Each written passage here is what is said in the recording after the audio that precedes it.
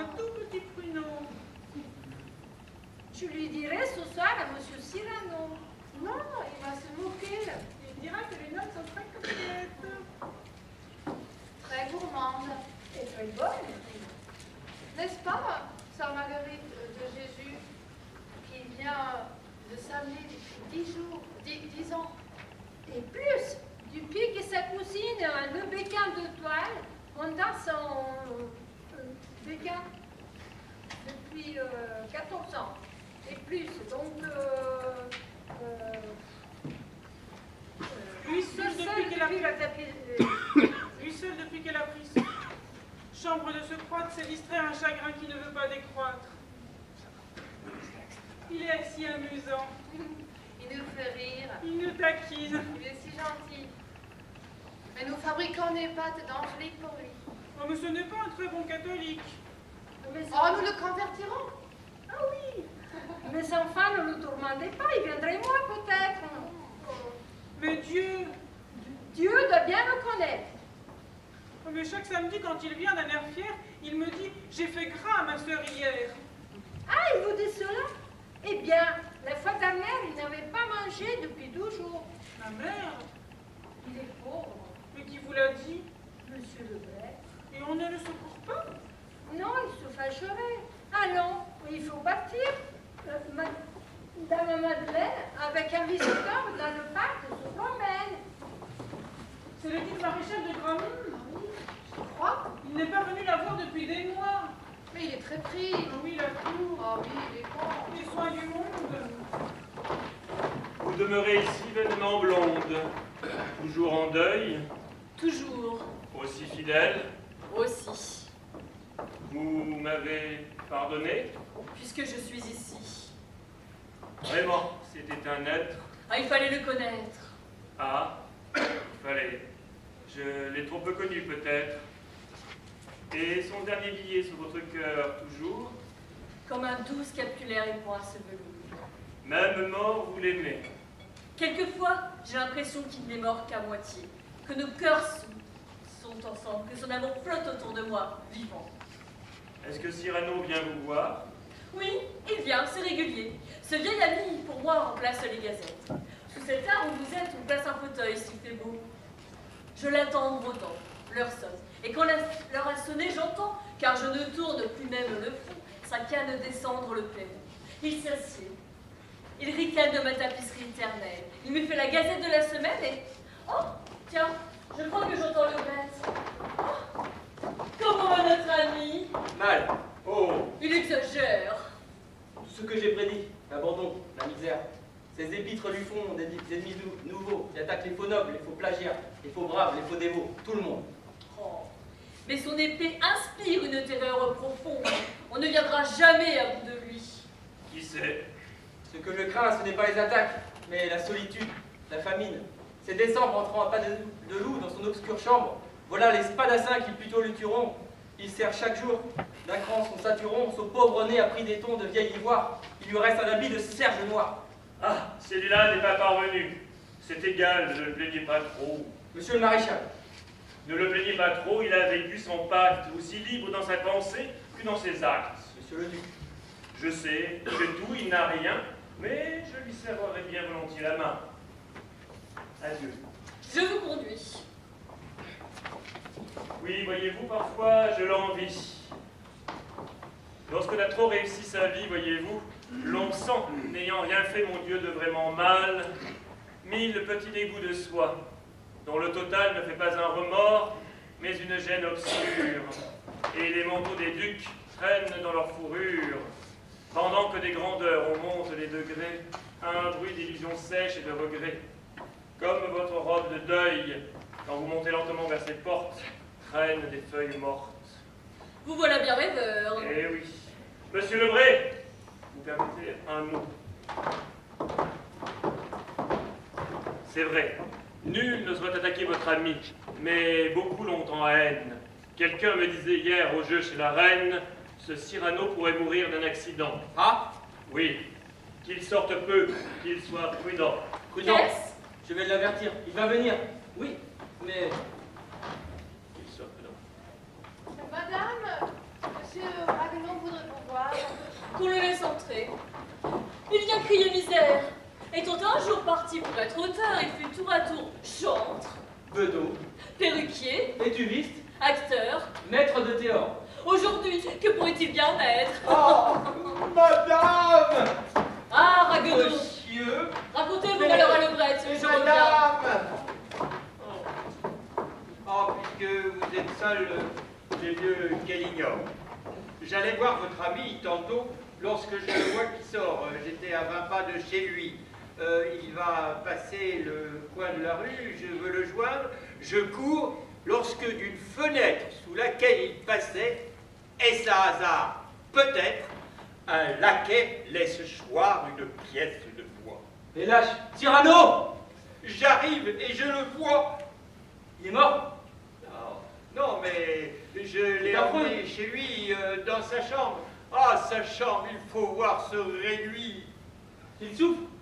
Non, mais il est inconscient. Un médecin. Il en vint un par complaisance. Surtout, ne disons pas cela tout de suite à Roxane. Et ce docteur?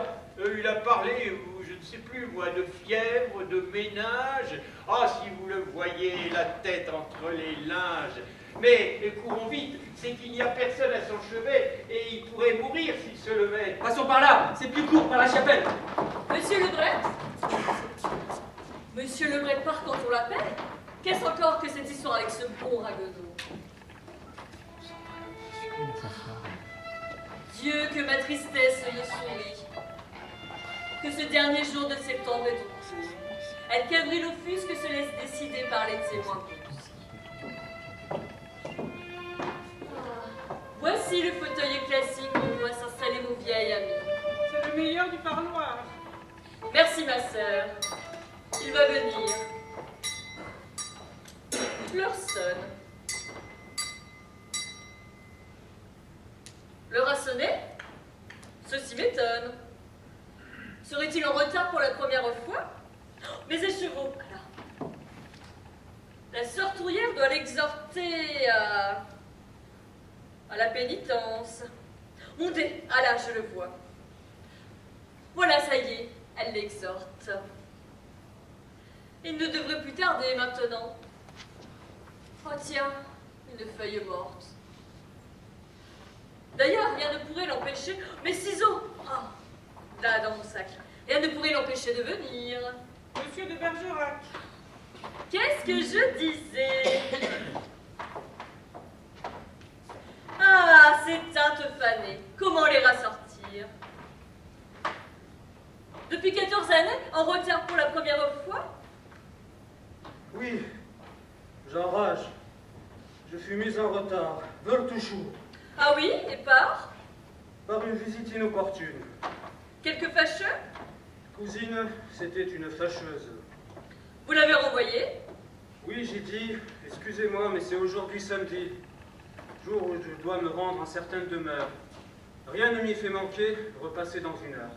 Eh bien, cette personne attendra pour vous voir. Je ne vous laisse pas partir avant ce soir.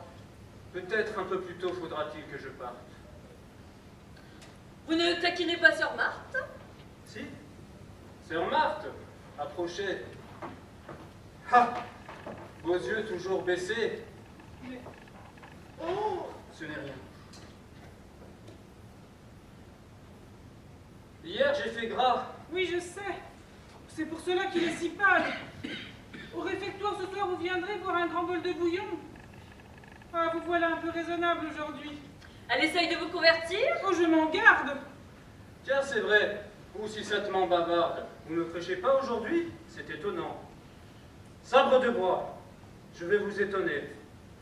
Tenez, ah, la chose est nouvelle.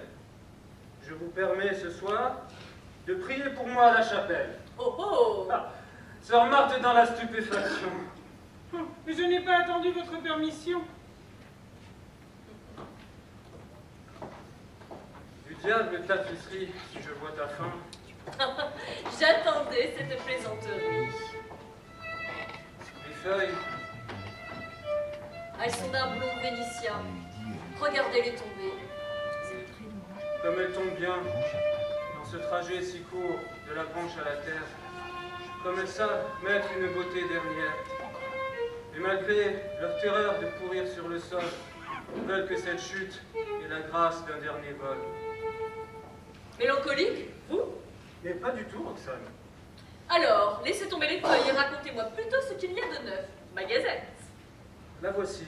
Ah, Samedi 19. Ayant pris 8 fois du résiné de 7, le roi fut pris de fièvre. Et à 2 coups de lancette, son mât fut condamné pour lèse-majesté, et son auguste pouls n'a plus fébricité. Au grand bal chez la reine, on a brûlé dimanche 763 flambeaux de cire blanche. Nos troupes ont battu, dit-on, Jean l'Autrichien. On a pendu 4 sorciers, et le petit chien de Madame Datis a dû prendre Clistère. oh, monsieur de Bergerac, voulez-vous bien vous taire? Lundi? Rien, Vicdamir a changé d'amant. Mardi, toute la cour est à Fontainebleau.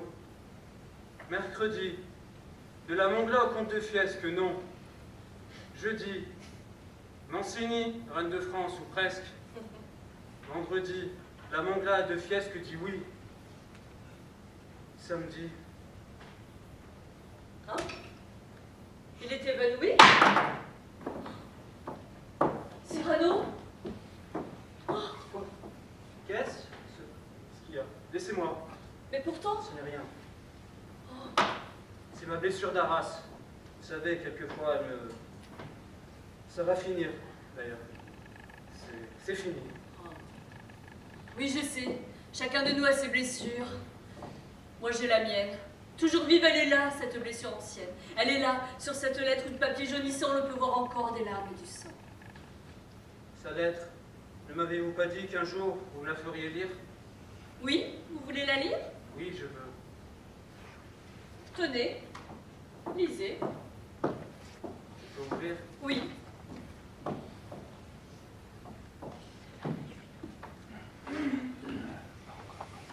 Roxane, adieu, je vais mourir. Oh, C'est pour ce soir, je crois, ma bien-aimée. J'ai l'âme lourde encore d'amour inexprimé. comme vous la lisez, sa lettre? Je pleure. Et jamais plus jamais mes yeux grisés, mes regards dont c'était de frémissantes fêtes. Comme vous la Mes lisez, cette regards dont lettre? c'était de frémissantes fêtes ne baiseront au vol le moindre geste que vous faites. J'en revois un qui vous est familier. Pour toucher votre front, je voudrais crier, Vous la lisez? et je crie. Mais d'une voix. Adieu, ma chère, ma chérie, mon trésor. Et que je n'entends Mon pas pour la amour. première fois. Mon cœur ne vous quitta jamais une seconde. Je suis et serai, jusque dans l'autre monde, celui qui vous aima sans mesure, celui qui... Comment pouvez-vous lire à présent? Roxane. Il fait nuit. Non, Roxane. Je reconnais là la généreuse imposture. Et dire que pendant toutes ces années, il a joué le rôle du vieil ami qui vient pour être drôle. Non, Roxane. Les mots chers et fous, c'était vous. C'était l'autre. La voix dans la nuit, c'était Je vous. vous jure. L'âme, c'était la Non. vôtre. Vous m'aimiez. Non. Vous m'aimiez. Je ne vous aimais pas. Déjà, je ne le dites plus pas. Non, je ne vous aimais pas, mon amour. Que de choses qui sont mortes, qui sont nées. Alors pourquoi vous êtes-vous tu pendant toutes ces années? Ou sur cette lettre où lui n'était pour rien? Ses larmes étaient les vôtres. Et le sang était le sien. Alors pourquoi laisser ce sublime silence se briser aujourd'hui? Quoi? Ah, j'en étais sûr qu'il était là. Quelle imprudence! Tiens, parle-le. Madame, il s'est tué en se levant. Quoi? Qu'est-ce? Mais que vous a-t-on fait? Ah oui, j'oubliais ma gazette. Samedi 26, 1 heure avant dîner, Monsieur de Bergerac est mort, assassiné. Mon Dieu, mais sa tête enveloppée, mais alors cette faiblesse tout à l'heure? D'un coup d'épée, frappé par un héros, tombé